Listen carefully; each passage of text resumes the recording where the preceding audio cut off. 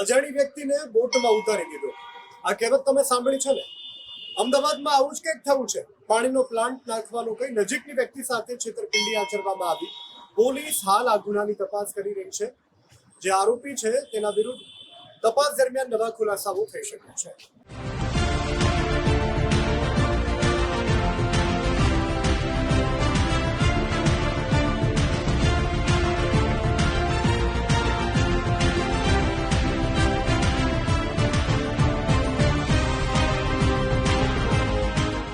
ધંધામાં ભાગીદારી કરવાની અને વધુ નફો મેળવવાની લાલચે વૃદ્ધ વેપારી સાથે છેતરપિંડી આચરી.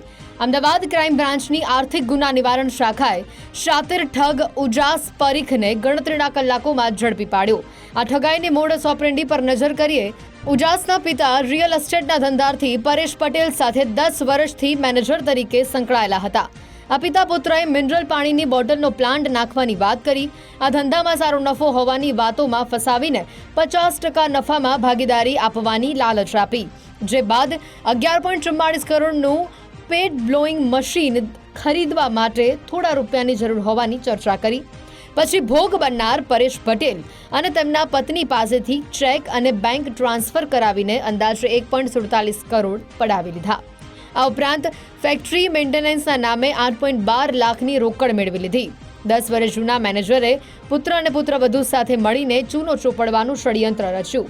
આ શાતિર ઇસમે સિડિલ કંપનીના નામે ખોટા ક્વોટેશન અને રૂપિયાની ચૂકવણીના બિલ પણ બનાવી આપ્યા હતા અને ભાગીદારનો વિશ્વાસ સંપાદિત કરવા માટે ફેક બેંક સ્ટેટમેન્ટ બનાવીને પરેશ પટેલને બતાવ્યા.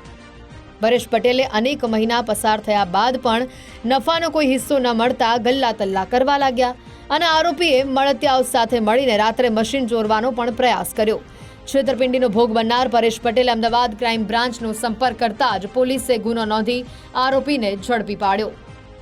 ફરિયાદી પરેશભાઈ પટેલ નાઓએ આ કામનો આરોપી જે છે ઉજાસ સંદીપભાઈ પરીખ ને કુલ 1,55,00,000 રૂપિયા આપેલા હતા. આ કામનો આરોપી જે છે ઉજાસ પરીખ, તેઓએ આ કામના ફરિયાદીને પોતે પાણીની મિનરલ વોટરની બોટલ બનાવવાનું, પ્લાસ્ટિકની બોટલ બનાવવાનો બિઝનેસમાં નિપુણ છે તેવો વિશ્વાસ આપી અને તેની ફેક્ટરીમાં મશીન ખરીદવા માટે નાણાંની જરૂર છે અને પાર્ટનરશિપમાં ધંધો કરવાથી ખૂબ મોટો નફો થશે તેવી આશ્વાસન આપેલું, લાલચ આપેલી અને ત્યારબાદ આ કામના ફરિયાદીએ 1,55,00,000 રૂપિયા આરોપીને આપી પણ દીધેલા હતા.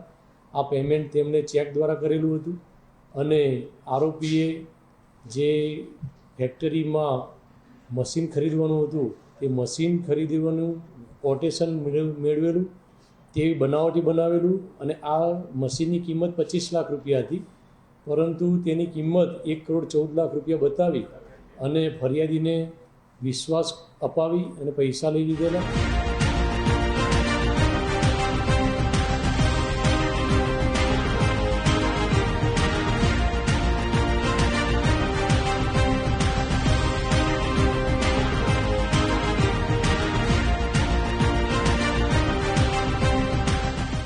રોકાણના નામે મોટી રકમ પડાવવામાં સંદીપ પરીખ અને તેનો પુત્ર ઉજાસ સંદીપ પરીખ અને ઉજાસની પત્ની અમીબહેન પરીખ એમ 3 લોકોની ભૂમિકા છે. પરેશ પટેલે ચૂકવેલા પૈસા મશીન ખરીદવાના બદલે પોતાના અંગત બેંક ખાતામાં ટ્રાન્સફર કરી લીધા હતા. ઉજાસે 25 લાખમાં ખરીદેલા મશીન પર 3 વર્ષથી અનેક લોકો સાથે તે ઠગાઈ આચરતો હોવાનું પણ સામે આવ્યું. ઉજાસ પરીખે અગાઉ નવરાત્રી દરમિયાન ગરબા પાર્ટી પ્લોટમાં પાણીના સ્ટોલ લગાવવાના બહાને 4 મિત્રો સાથે લાખો રૂપિયાની ઠગાઈ આચરી હતી. જોકે ઈસનપુર પોલીસ સ્ટેશને અરજી દાખલ થતાં રૂપિયા પરત આપીને સમાધાન કરાવી લીધું હતું. જ્યારે પણ આ રીતે કોઈ પણ એના વિરુદ્ધમાં ફરિયાદ કરે તો એને વળતર પાછું પૈસા ચૂકવી દેતો હતો. એક એના વિરુદ્ધમાં અગાઉ ઈસનપુર પોલીસ સ્ટેશનમાં પણ અરજી થયેલી હતી, તપાસ થયેલી હતી.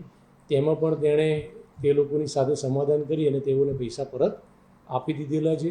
એ અરજીમાં નવરાત્રિમાં સ્ટોલ લીધેલો હતો ઉદ્ગમ સ્કૂલ ખાતે, તેમાં એણે સ્ટોલ લીધો હતો 10 લાખ રૂપિયામાં અને એને પાર્ટનર બીજા 4 બનાવ્યા હતા. એ લોકોને એણે એમ કીધેલું કે આ 25 લાખ રૂપિયામાં સ્ટોલ મળેલો છે.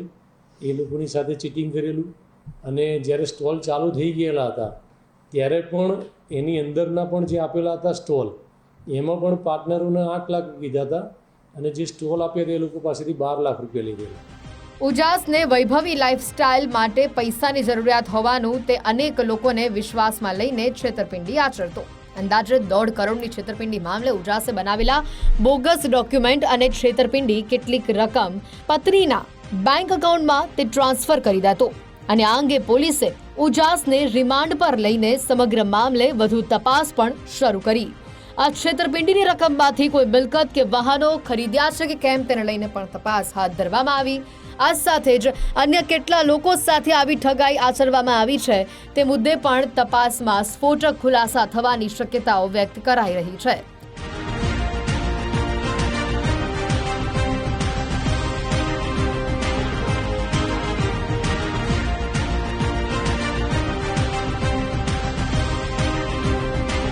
અર્પિત દરજી સાથે ગુજરાત ફર્સ્ટ, અમદાવાદ.